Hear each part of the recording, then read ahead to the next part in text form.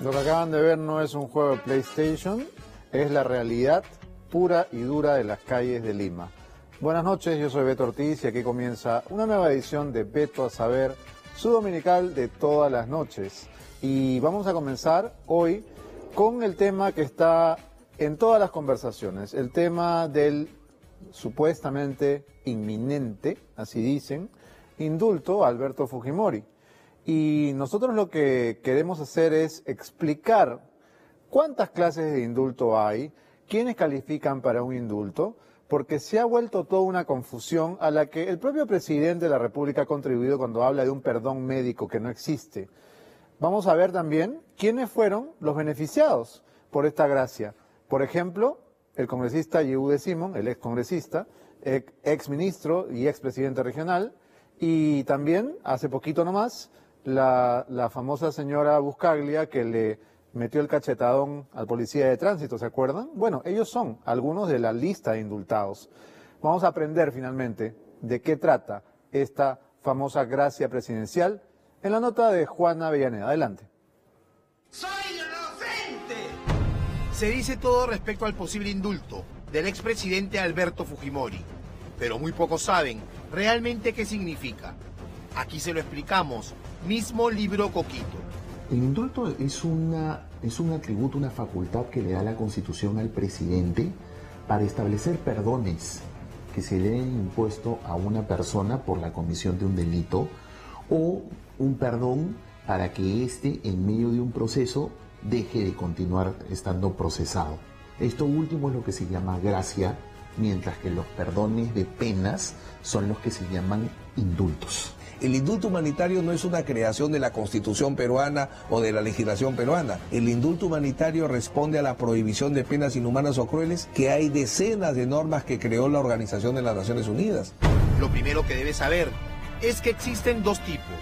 El primero de ellos es el indulto común u ordinario, el cual exime a los presos condenados a cadena perpetua, lesa humanidad, homicidio calificado, terrorismo, secuestro agravado, narcotráfico y violación sexual. Como fue condenado por un delito común y no por delito de lesa humanidad, a él le correspondería un indulto humanitario. ¿Por qué razón? Indulto ordinario no podría porque está condenado por secuestro.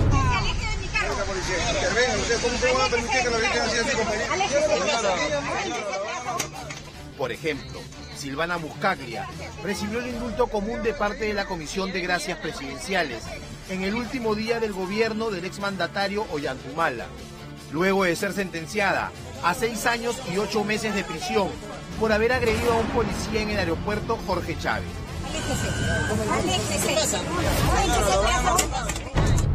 Pasemos ahora al segundo tipo, el indulto humanitario.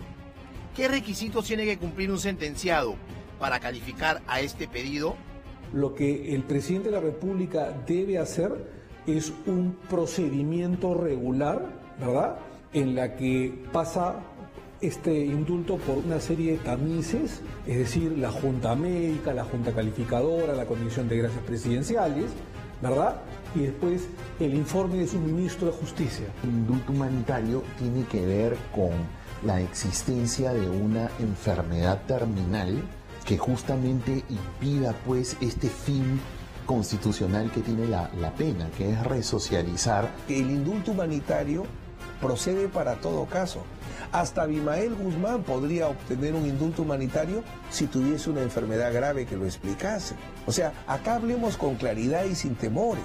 O sea, el indulto humanitario no tiene un freno en eres Adolfo Hitler, tú no puedes tener indulto humanitario. No, porque el indulto humanitario responde a otra lógica. Yehude Simón no estaba enfermo. Sin embargo, el expresidente Valentín Paniagua le otorgó esta gracia en el 2000. Otro peruano que recibió un indulto por razones humanitarias fue José Enrique Crucillat, que fue condenado a 8 años de cárcel por vender la línea editorial de América Televisión al ex asesor presidencial Vladimiro Montesinos. Este video, donde se puede ver al ex empresario haciendo compras en un conocido supermercado, fue crucial para comprobar que Crucillat le había mentido a Alan García. Ante el roche, el líder aprista tuvo que retroceder en su decisión. ¿Qué pasó con este caballero? Sale y se va a la playa. Oye, ¿me has tomado el pelo? ¿Soy imbécil? ¿Acá dice idiota? No. Entonces, sométase usted a la discreción del enfermo. ¿O no está enfermo? ¿No está enfermo? Le cancelo. Era inconstitucional lo que hizo, porque ya cuando otorgas un indulto, no puedes retroceder. No puedes retroceder. No puedes decir, me equivoqué. No puedes. Ya te lo diste, ya te equivocaste y sufrirás las consecuencias políticas, no penales, sino políticas del tema. Pero si hablamos de indultos escandalosos, no podemos dejar de mencionar los narcoindultos o el caso de Julio Espinosa, aprista, ex jefe del Seguro Integral de Salud, quien fue liberado por sufrir un supuesto cáncer terminal, pero ahora, varios años después, goza de buena salud y hasta dicta clases universitarias. Eso es un caso de rotunda impunidad, porque hasta donde se sabe nadie le revocó el indulto, nadie planteó algún tipo de control que llegue ante el Tribunal Constitucional y que de seguro hubiera terminado como el caso Cruz y Torres. De los presidentes que hemos tenido a lo largo de nuestra historia, ¿quién ha sido el que ha conseguido más indultos? Bueno, hasta donde se sabe, al menos en los últimos 30 años, creo que el segundo gobierno de García, ¿no? Según la Constitución, el presidente tiene la facultad de borrar las sentencias. Es decir, es algo así como un dios, un árbitro del perdón. Y hoy, la libertad de Alberto Fujimori está en manos de PPK. El presidente de la República puede, a pesar de un informe del Ministerio de Justicia y de la Comisión de Gracias Presidenciales, puede desoír estos informes. En la práctica sí. El último que podría unirse a la larga lista de indultados por razones humanitarias es el expresidente Alberto Fujimori, condenado a 25 años de cárcel por las matanzas de Barrios Altos y La Cantuta. La solidez de la prueba tiene que ser de tal magnitud que el presidente debe ser el principal interesado en que no le estén sembrando un asunto a lo Cruz y Torres. Independientemente de si está enfermo de gravedad o no, para muchos esto es más un indulto político que humanitario. En estricto rigor de justicia, el día de hoy, no sé si mañana, pero el día de hoy, el expresidente Fujimori no merecería un indulto presidencial por parte del señor Kuczynski. Si se diera el indulto en estos días o estas próximas semanas, ¿no es cierto?, amarrado con el tema de la clasificación, Dios quiera, de Perú al Mundial o de la visita del Papa Francisco I, es evidente que se estaría cambiando confianza por impunidad. Fujimori está destinado a morir en la cárcel si no se hace algo.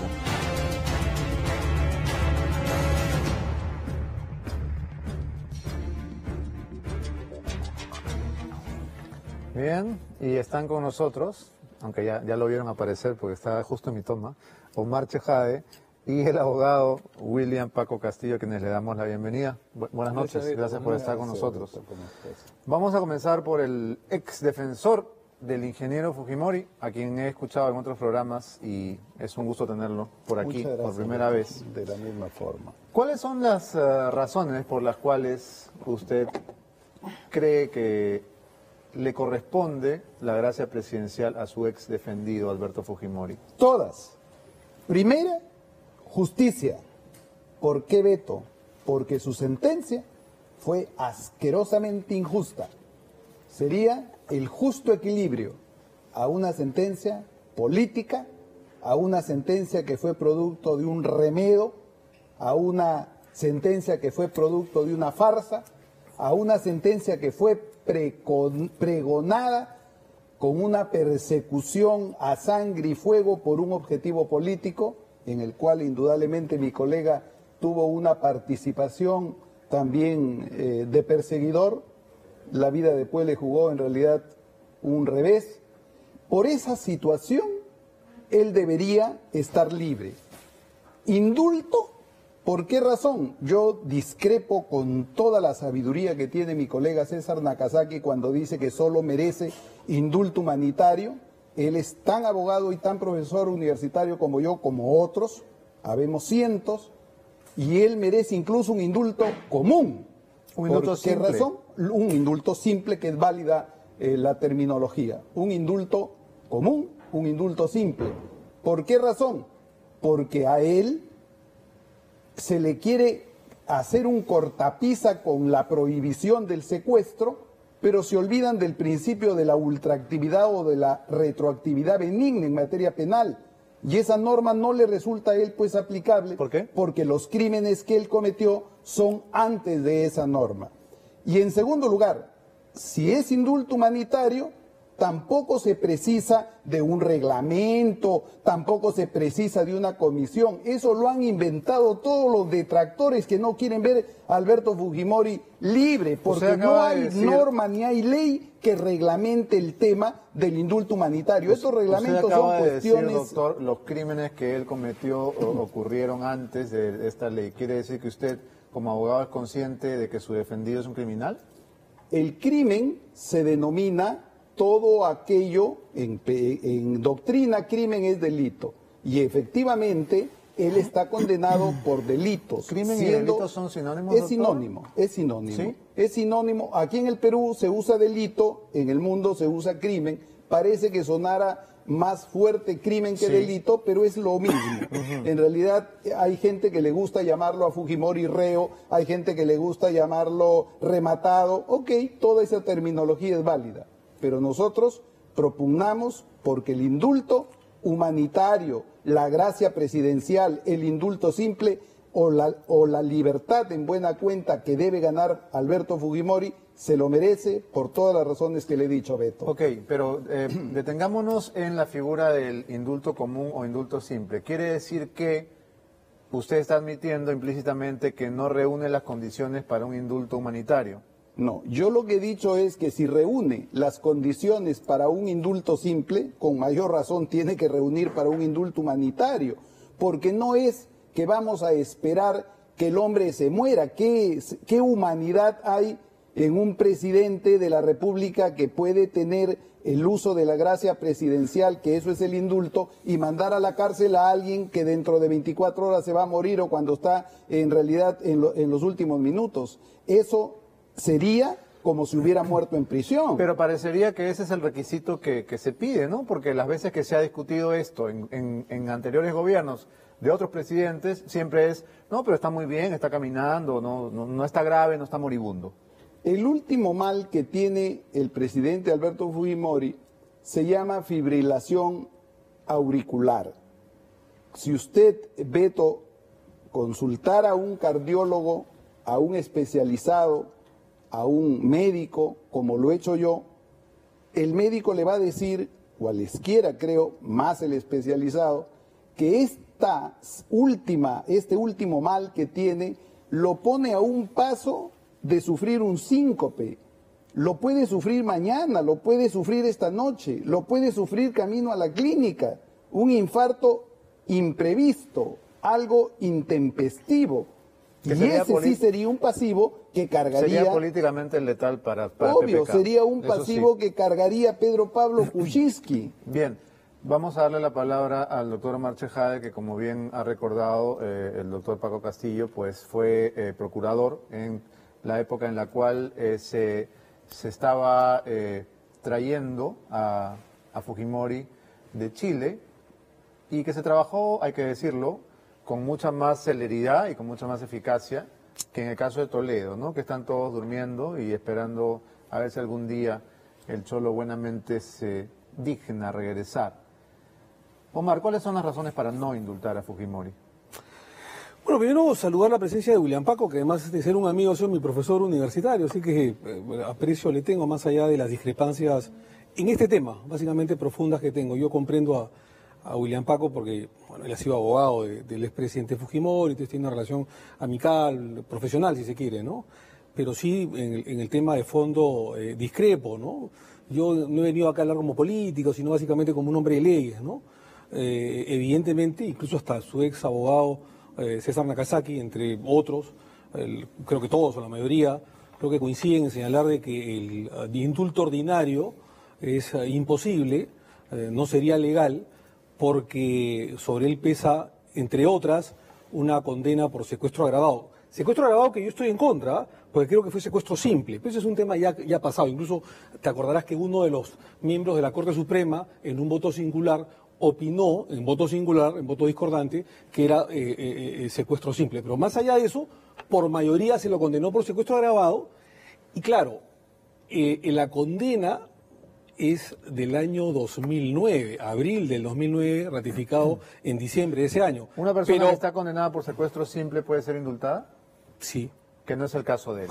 Y la ley se da el año 2005 y se publica el 2006 por el propio Fujimori, antes, 13 o 14 años antes de la sentencia de la sala del doctor San Martín, ratificada por la sala del doctor Rodríguez Tineo Cabrera, que es el actual presidente de la Corte Suprema.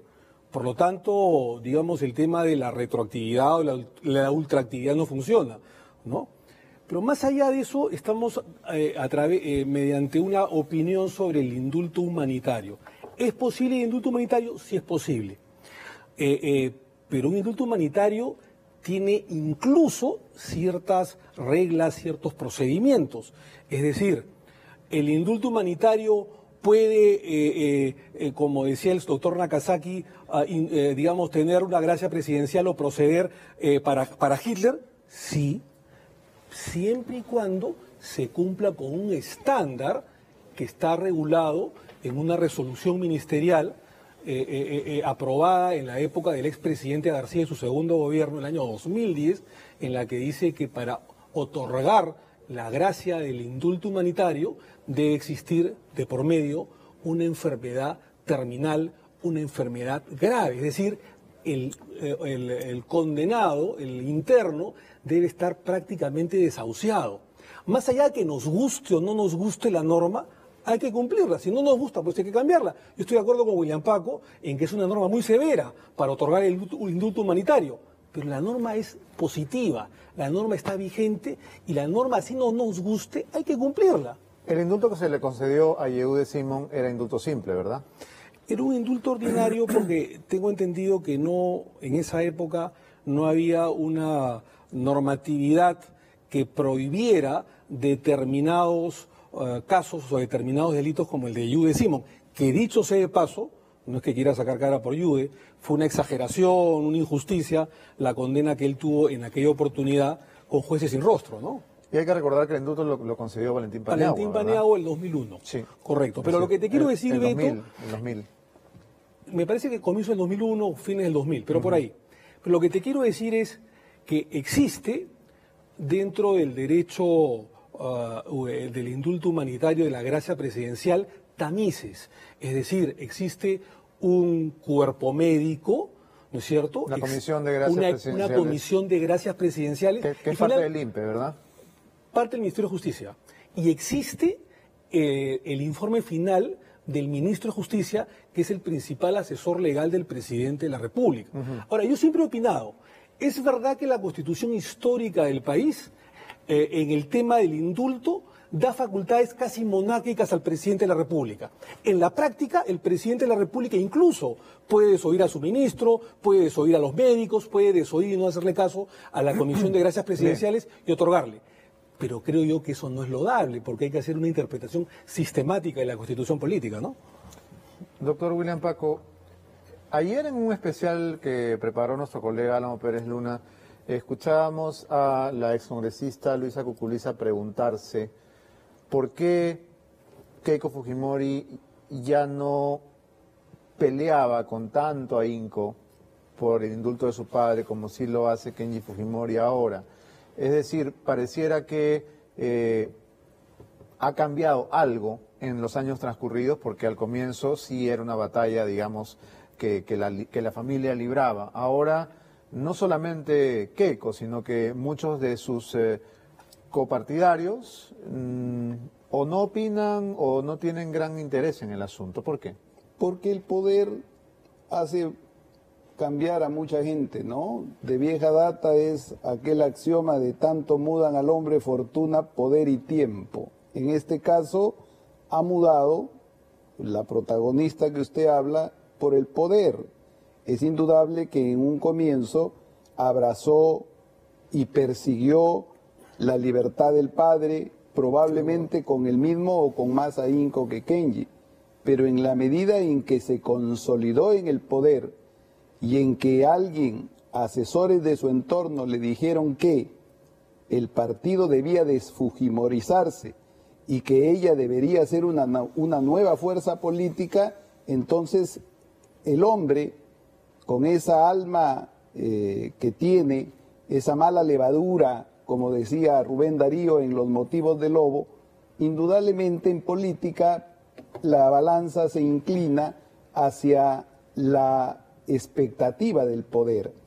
Es indudable que Alberto Fujimori libre, por ejemplo, en la elección pasada, en la hipótesis que el gobierno del ex amigo del señor Omar Chejade, por quien también tengo el mayor de los respetos y el más grande de los recuerdos. ¿De los ex amigos se refiere? No, a Ollanta Humala. Yo me refiero a mi amigo Omar Chejade porque fue de verdad uno de mis mejores alumnos. Pero en este momento, cuando ha hecho una interpretación, dice, de sistemática de la Constitución, yo, si fuera de nuevo su profesor, lo reprobaría. Pero ese es otro tema. ¿Por qué? Lo reprobaría, ¿sabe por qué? Porque él dice que esto está normado por una resolución ministerial. Entonces hay que decirle a nuestro querido Omar que fue penalista o abrazado la corriente de los especialistas en derecho penal, como soy yo, por esa simpatía que le impartieron seguramente muchos profesores. Pero la Constitución es la norma ley de leyes. Entonces no puede venir a decir que una resolución ministerial la haya dado Alan García o quien la haya dado, va a regular pues la Constitución. Nosotros somos un país burocrático, Beto. Entonces esto de las comisiones, que primero vaya a la Junta, que el médico, es en realidad un aguanta expectativa, es un engaña muchacho, una mecedora. ¿Por qué? Porque el mismo, mi colega lo ha dicho, el presidente se puede zurrar en la opinión médica, puede desechar y tirar al traste la opinión que le dé el ministro de Justicia, porque es una gracia inherente exclusivamente al presidente de la República. ¿Y eso quién lo dice? La Constitución, y no hay nada pues encima de la Constitución. ¿Pero el indulto no tiene que firmarlo también el ministro de Justicia? Bueno, pero si no lo quiere firmar, lo firma solamente el presidente. No hay una norma, lo que quiero decir es que esto no está regulado, no está reglamentado.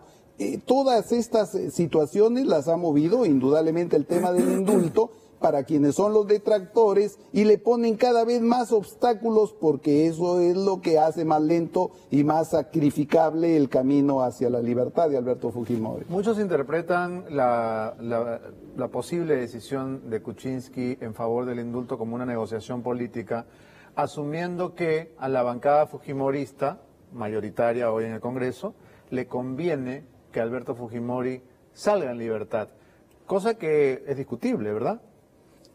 Que Alberto Fujimori le conviene, perdón. No, que si a la bancada le conviene que Alberto Fujimori salga en libertad. Yo pienso que no le convendría.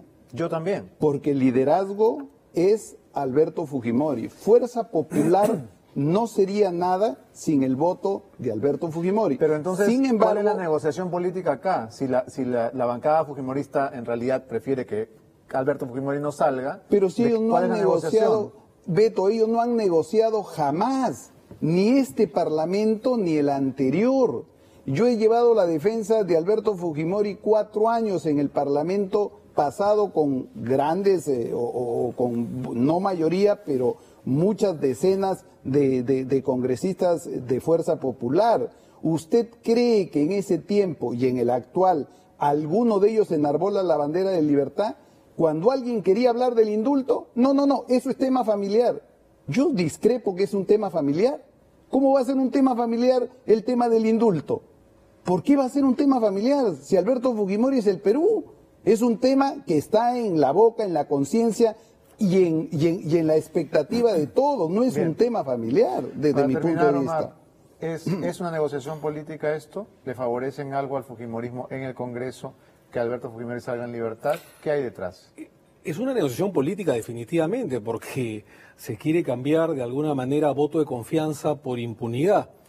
Pero un poco para discrepar nuevamente con William Paco, cuando se lee la Constitución se tiene que hacer una interpretación sistemática, ¿no es cierto? Es decir, ese mismo artículo 118 de la Carta Fundamental de la Constitución Política, que en su inciso 21 dice que es una gracia presidencial, que le he dicho, es hasta monárquica, pero al mismo tiempo el inciso 1 de ese artículo 18 dice que el presidente de la República, dentro de sus atribuciones y obligaciones, está en cumplir y hacer cumplir las leyes, así sean de menor jerarquía. Y una de ellas es justamente el tema de que una gracia presidencial tenga que pasar por los tamices de los médicos, de los resultados médicos, de la Comisión de Gracias Presidenciales, del asesor legal, que es el ministro de Justicia. Y por lo tanto, Ollanta y Kuczynski, por eso dicen lo que me diga la Comisión de Gracias Presidenciales. Claro, o sea, no es una isla este tema, ¿no? Dice la Constitución, eso es una especie de mecedora. Dice la Constitución, claro, Beto, dice la Constitución que en la interpretación de una norma, cuando se trata de una persona sometida a juicio penal, es decir, presa, se está a lo que más favorece. Eso también lo dice la Constitución. Bien. Esa es la interpretación sistemática que no hace Omar. Gracias a ambos por haber estado acá. Tenemos que irnos a otros temas. Hacemos nuevamente la gentileza del diario El Comercio, que ha compartido esta entrevista que muchos periodistas estábamos buscando. Y la verdad es que las explicaciones del señor Salazar son bastante endebles, ¿no? Él dice, bueno, hay muchas cosas que no puedo explicar, yo no sabía que estaba metida, ¿no? Había otros presidentes regionales que tenían negocios propios, es decir, si realmente es la Santa Paloma que él intenta pintar, pues, ¿qué hace escondido en Miami? ¿Por qué no viene a responderle a la justicia de su país? ¿No? Porque es muy fácil hacer una videoconferencia o un enlace de Skype y ofrecer cantar y echar gente, pero ¿qué hacía ese $1 millón de Odebrecht en su cuenta, señor Salazar? Esa es la pregunta que no ha podido responder, porque dice él, hay cosas que no puedo explicar. Bueno, sí, claro, aparece $1 millón en mi cuenta y no me explico qué hace ahí, ¿verdad?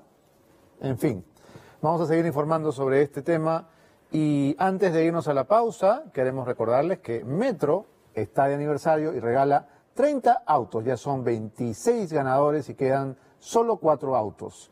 ¿Qué esperas para ganar el tuyo? El ganador de hoy es Rosa Conti López de Metro Garzón de Lima.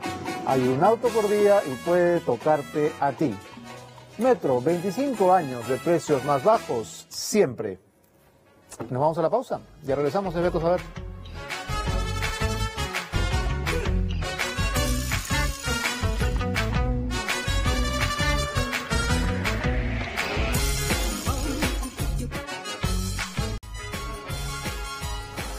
Continuando con las terroristas de Sendero Luminoso que están a punto de salir a la calle, Marta Huatay, abogada del asesino Abimael Guzmán y directamente involucrada en el atentado criminal de Tarata, de acuerdo al testimonio de Feliciano, está también a un paso de la calle. Veamos.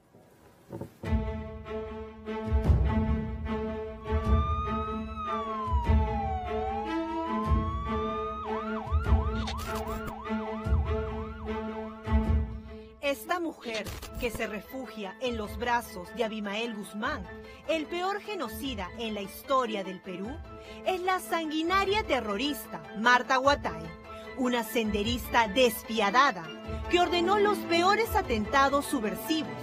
Ella saldrá de prisión en menos de 20 días. Yo no puedo negar que aquí existe una guerra, y en efecto hay una guerra revolucionaria y una guerra contrarrevolucionaria. Ese es un hecho. Y no porque lo diga yo, porque si no es un hecho, que lo están reconociendo y hay quienes tienen que reconocerlo, porque esa es la verdad.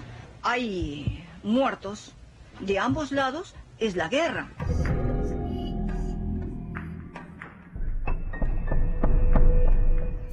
La camarada Rosa, de 74 años, es después de la captura de Abimael Guzmán, el mando senderista más importante detenido por la policía. Ella recuperará su libertad este 16 de octubre, tras ser sentenciada a 25 años de prisión por sus crueles actividades terroristas. ¡Viva el presidente Gonzalo!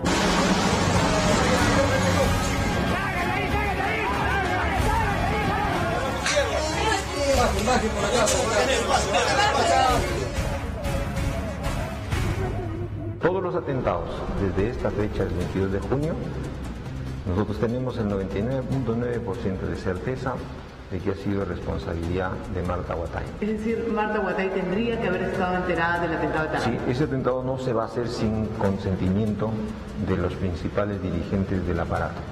Eso es imposible. Según publicó hoy el diario Correo, en una pasada diligencia judicial, el camarada Feliciano, ex cabecilla de Sendero Luminoso, acusó a Marta Huatay de estar implicada en la matanza de Tarata, que dejó 25 fallecidos y más de 150 heridos. Por eso Huatay sería acusada de ser la autora mediata de este terrible atentado que le cambió la vida a miles de inocentes, como fue el caso del hijo de Angélica Jiménez, quien nació con un daño cerebral severo, producto de la fuerte explosión. Cuando yo lo veo tan guapo, ¿no? Tan lindo, me imagino cómo habría sido. Él es como un niño de menos de un año, ¿no? Pero si tú lo miras a los ojos, tratas de comunicarte con él, aunque no tiene lenguaje, él responde. Y el dolor es inmenso, porque es una vida frustrada. Y el temor también, porque ¿qué va a ser de él cuando ya no estemos? Pero ¿quién es esta mujer que perteneció a la cúpula senderista y acompañó a Abimael Guzmán el día de la muerte de su esposa, la camarada Nora?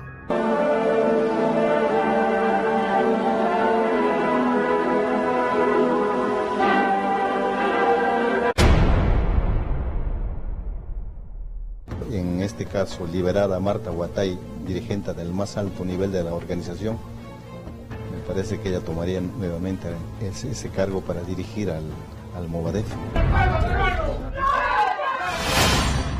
La abogada Huatay entró en la clandestinidad luego que se descubrieron fotografías y videos en los que se demostraba su responsabilidad en las atrocidades cometidas por este grupo terrorista. No hay que olvidar que Marta Huatay, la camarada Rosa, está presente, por ejemplo, en el velorio de Augusta Latorre. Hay imágenes donde está abrazada de Abimael Guzmán. Quienes asistieron a ese velorio eran de la cúpula exacta.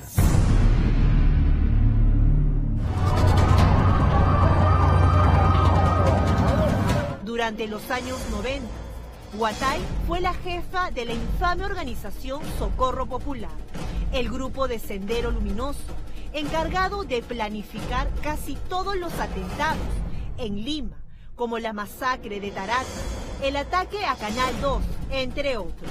También se encargaba de reclutar niños para las llamadas escuelas de pioneritos.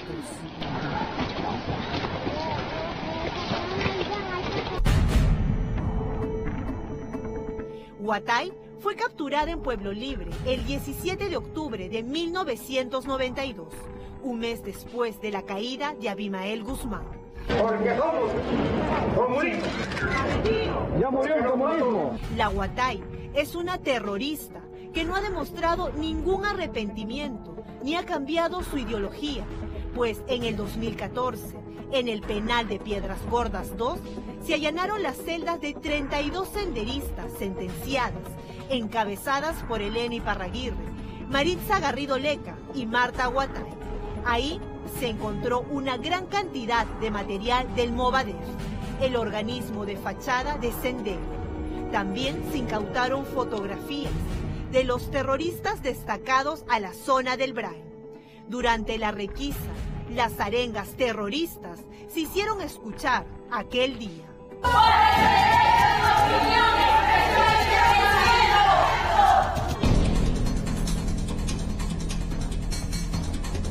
25 años han pasado y la camarada Rosa ya está a punto de cumplir su condena, tal como lo hizo hace unas semanas atrás Maritza Garrido Leca.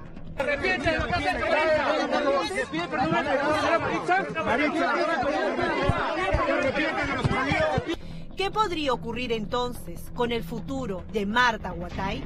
La Fiscalía podría incluirla en la investigación y el juicio por el caso Tarata, que sigue en curso, acusándola incluso de ser la autora mediata. Con esto, ella podría afrontar un nuevo proceso judicial por todas las vidas que cambió aquella noche del 16 de julio de 1992.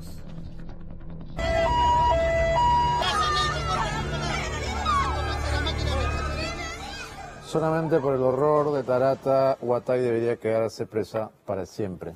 Pausa y regresamos. Llega gracias a Nueva Vanish Líquido, 450 mililitros a solo 3 soles. Ha sido una pérdida muy dura, no tanto la de Bobby, la de nuestro amigo Roberto y la de Carlos Jiménez, que ha sido por coincidencia el mismo día, ha sido el día de ayer, mi cumpleaños, una noticia muy fuerte que de hecho me choca mucho. Lo siento, no quería llorar, pero me duele que se vayan dos amigos muy queridos. No se han ido, Sofi. Siempre estarán entre nosotros. Carlitos, hago un zoom de tu vida y me doy cuenta que eres una persona especial. ¿Puedo tomar una cerveza? Por supuesto. Chimbo, ¿ya? Así es. También. Chimbo, ¿ya? Ya, huevón. Bobby, hago una disolvencia del tiempo que nos conocimos y no tengo dudas que eres único. Baila, por favor. Baila, pues. Ahí.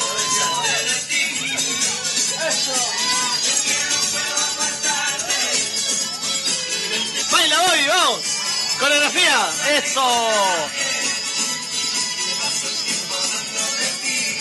¡Tierra, mano! Hago un paneo y llego a la conclusión que los dos son una fiesta, que la sonrisa de ambos siempre nos da alegría, esa alegría para chambear y para vivir. Su saludo de siempre, ¿no? Mi hermano me escribía en el WhatsApp y me preguntaba cosas del programa porque siempre estaba preocupado por ser mejor, por hacer mejor las cosas. Y esa capacidad de recibirte en la isla y conversar, ¿no? Yo pasaba, lo veía en la isla y me provocaba sentarme y conversar con él, hablar de lo que sea, pero era una persona afable, ¿no? Uno de los últimos amigos que pude incorporar a mi vida. Pero necesito relentear la imagen para aceptar que han partido. La cámara de CJ, que lo acompañó desde los años 80, se fue a barras, mientras que Bobby hizo un face. En otras palabras, se fue a negro en su isla de edición, en la que trabajó desde los años 90. A partir de ahora, tendremos que aprender a vivir sin ellos.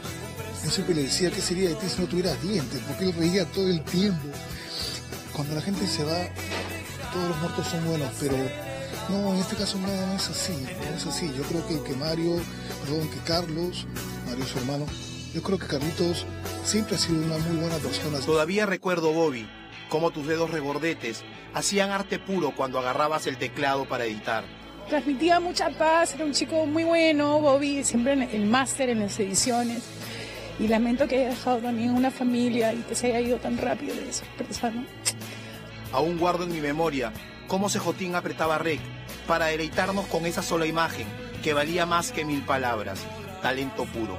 CJ, el camarógrafo que nunca pierde, el camarógrafo que está ahí con la cámara, peleando, guerreando la toma, pero el buen amigo, ¿no? Con CJ construimos una hermandad también. Y lo he podido acompañar en los últimos momentos de la enfermedad. Me quedo con el poder haber estado a su lado. No sé si me escuchaba o no, de haberle hablado, decirle, CJ, soy Fer, estoy aquí, y que haya sonreído. Y para mí eso fue el momento más bonito, ¿no? Pero baile. 19 años. Están haciendo fiesta. Oye, la música abajo está buena y el reggaetón. Carlitos, luchaste contra el cáncer con tu principal arma, tu buen humor.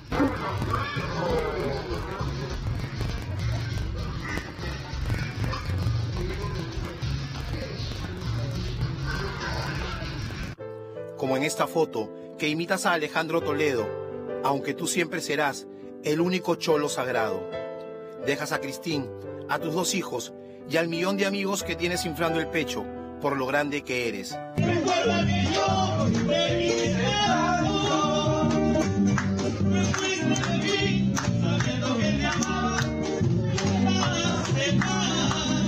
Bobby, mi gordo, a todos nos sorprendió tu partida, pero te fuiste en paz, así como viviste siempre, en paz. Panzón, tus patas del alma siempre estaremos orgullosos de ti, pero más Chío y tus 3 hijos, tus motores, a los que llevaste de viaje solo hace 15 días, el último viaje.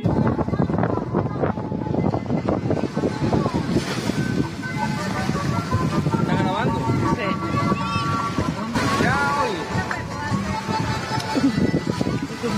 ¡Ay! Bobby, te quiero. CJ, te quiero. Amigos, los quiero.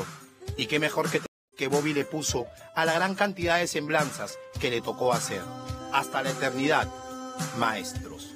Recuerdos que no voy a borrar, personas que no voy a olvidar.